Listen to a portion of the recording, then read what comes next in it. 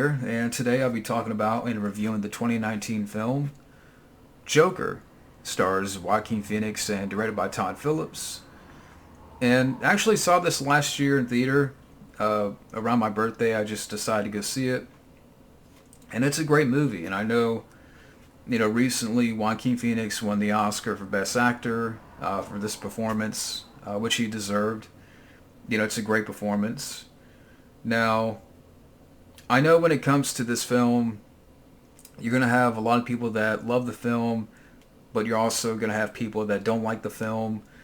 And if you don't like the film, that's fine. I'm not going to be one to sit here and say if you don't like it, you don't get it, or you just don't understand, or you lack the intelligence. I'm not that type of person. I know people look at this film and, there's different themes, throughout the film, like social themes, and, everyone has different takes and different analysis, when it comes to Joker. And I don't know how much of that I'll get into, but, I will talk about the film, give my review, etc. Believe me, like, I was one of the people, I was like, do we really need a Joker movie? Like an origin Joker movie? And I know, and this is a different take, different interpretation of the character. But I guess we can get into the plot. And I did write down some notes here.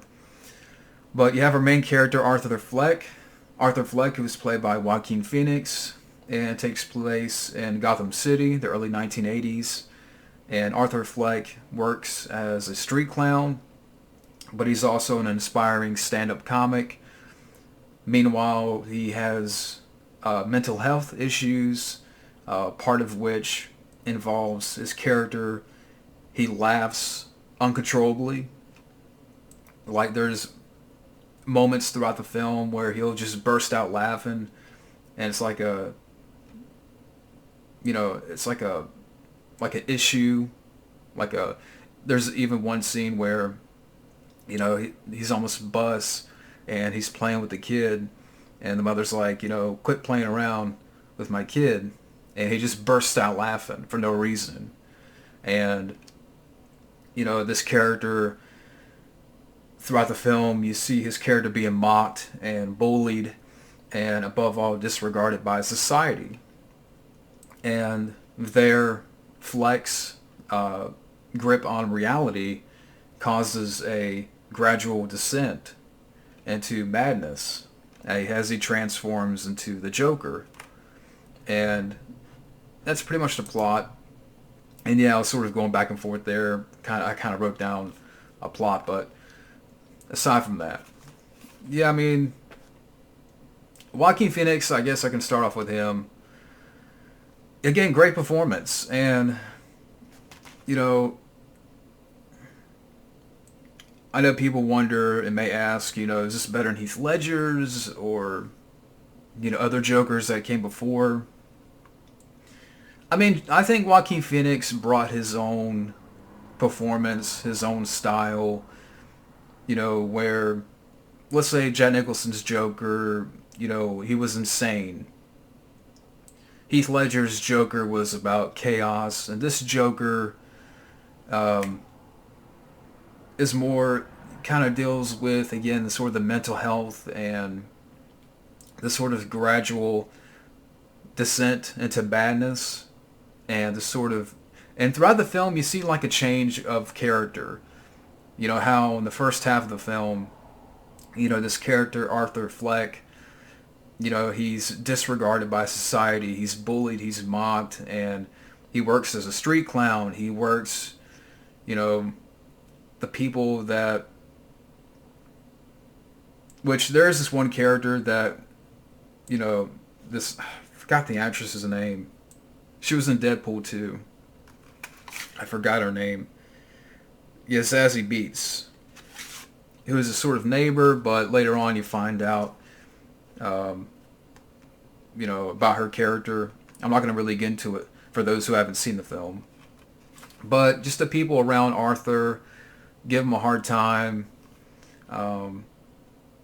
But like, get back to what I was saying, in the first half of the film, this character's mocked and bullied. You got the scene where, he's on the train and, he starts laughing uncontrollably, and you have these three guys that beat him up, and, he takes out a gun, kills those three guys, and so yeah, you got that stuff going on, and, him trying to be a stand-up comic. So you have a couple of scenes where he's at the club, and he's trying to tell jokes, but he can't control his laughter, and, sometimes, and I was trying to think what else happens, but I mean, it's an interesting character, what's the word I'm looking for? Development. And in the second half, as he starts to become the Joker, and because his character kind of starts down here, and he starts going up like this. Now, and, again, addressing some of the mental health stuff. But, yeah, Joaquin Phoenix, I thought, did a great job as, this character, Arthur Fleck, a different take on the character, a different interpretation, whatever you want to call it, where it's about this sort of build-up of madness and unrestrained, trying to think of the word, unrestrained. That's about, the movie makes you think, maybe unrestrained, I can't say revenge, but in a way against society, for disregarding his character and for putting his character down, and sort of the rise of, this madness and transforming into this character, the Joker. And then, meanwhile, you got Robert De Niro, his character, which he's in the film. But I know I'm kind of going all over the place here. But Joaquin Phoenix, I thought, did a great job with this performance. And I appreciate the slow build-up and the transition of this character. Robert De Niro's in the film as well, supporting role as his talk show host. Let's see if I can dim the light a little bit. There you go. But Robert De Niro, again, did a great job as a supporting role. He's kind of in the film here and there, and then towards the end, we all have that big scene where the Joker's on his talk show, Murray, or Moray, as Joker would call him. And a great scene at the end, where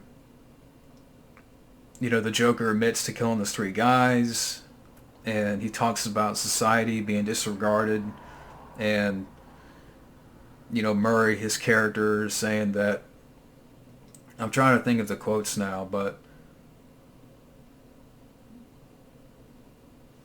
now I want to pull up the quotes. Or I have IMDb pulled up.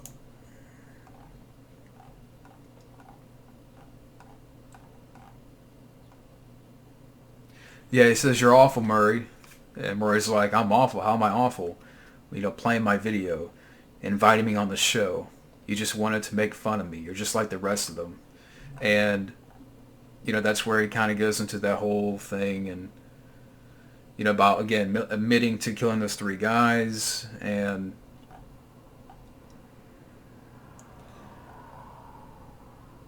you're just like the rest of them. And that's where, Joker kills Murray, this and that. Long story short. But, Robert De Niro, I thought, did a great job here. And again, just looking at the cast, I mean, Zazie Beetz, who's this neighbor, I thought she was good. But the cast overall was great. And again, directed by Todd Phillips, who directed The Hangovers. I guess, did he direct all of them? That's, now I want to double check. I should know this beforehand. Sorry for being not prepared on that part, but yeah, I just want to get it right. Yeah, he did direct all the Hangover movies and directed Due Date. Yeah, same guy that directed this film before in the past directed Old School and Starsky and Hutch. And apparently he's working on a Hulk Hogan biopic, which is weird. Chris Hemsworth is Hulk Hogan, so I guess that's still in the works. But yeah, I thought Todd Phillips did a great job directing, and it's very capable direction. It's a well shot movie, great cinematography. I mean, the film just looks. I love and appreciate, and this is something they talk about too, in the behind the scenes of the film, that the city is its own character. Like they really made it look like early 1980s Gotham, even though they shot, some parts of New York and they threw in, some CG shots, to make it look more like Gotham. And, the streets, there's trash on the sidewalk and, everything is not clean. And I love that. I love that about this movie, that Gotham City, early 1980s, is very, again, it's not clean. You got trash on the sidewalks and, I really love the look of the film and the cinematography. And great score, too. I forgot who did the score. But it was a great score. I think it's like I forgot the instrument. I think it's like a cello, and they talked about this on behind the scenes of the Blu-ray. There are some features up here, so like a making of, a look at the creation of the film, some alternate takes, and costume tests. So you do have some features up here, and they do talk about the score, but great score. Great songs up here, like That's the Life by Frank Sinatra, and some other songs that come up throughout the film. And I was trying to think what else I could mention. And it's a 2-hour film, but, to me it moved at a good pace, where I was invested into the story. And again, sort of this journey of this character, where he starts down here and he starts like a rise into madness and into this character, Joker. And then like you incorporate certain things in there, like Thomas Wayne, that character, and they kind of touch on, with like he could possibly be the father of Arthur Fleck, but it turns out it's not the case. And they do include, like, there's Bruce Wayne in there, but there's no mention of Batman or anything like that, so you're not going to get that. This is more, again, of a Joker movie, an origin story. So you're not going to get much of Batman or anything like that, but... and I know there's talks of, doing a sequel, with this movie. To be honest, I don't know if you need a sequel. It doesn't really call for a sequel. I don't know. I mean, this film made a lot of money. I mean, the budget was around $55 million, and it made over $1 billion. So it was a big hit, and it made a lot of money. And I don't think you need a sequel. I mean, to me, it just doesn't really call for a sequel, and I don't know. I mean, like, how would you do a sequel to this movie? Because it sort of ends with Joker, he's standing on the car, and you have all these riots happening, and people, these different guys in clown masks, breaking the law and, again, rioting. And Joaquin Phoenix is Joker standing on the car like this. So, I mean, again, I just don't know where you could go with the sequel. And again, I don't see. I don't think you really need one, but I don't know. I mean, I don't think it's confirmed, but I would say my thoughts on a sequel. I don't think you need it, but that's just me. I think it works. To me, it works well as a standalone film, but that's just my opinion. And again, like I said before, with this film, a lot of people look for, there's certain, I mean, certainly there's themes throughout the film, different social themes, and everyone has different takes on the character, and it's interesting. It makes for interesting conversation because, in some ways you can relate to the Joker. That here's this guy that's been mocked and bullied and put down by society, and and I'm not saying that, I'm not defending his actions. Joker. I mean, I think we all know who this character is, and we can't defend what this guy did at certain points in the film, but as sort of telling his story. And, again, more in the first half of the film, you kind of get certain things, like, being mocked, being bullied, being, disregarded by society, but by people, for, different things that are going on internally, mental health, etc.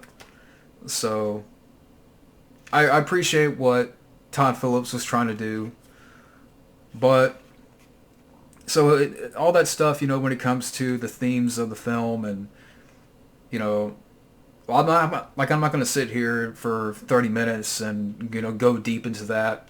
To me as a film, I thought this was great. I thought Todd Phillips did a great job directing, with Joaquin Phoenix putting on a great performance, and the story was interesting, and I just really, again, going back to the look of the film, and the city and how Gotham City looked, I really liked that.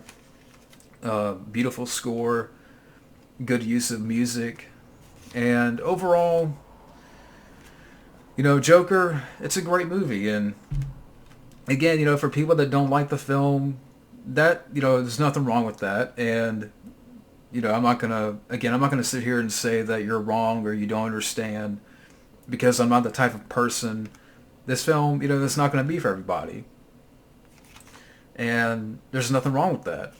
And yeah, I mean, this may not be the best review because I'm not one, again, to go into like deep meanings and the certain themes, but I do understand what the film was trying to do. So overall, Joker, great movie, and I recommend it. So, thank you for watching my review, and have a good day.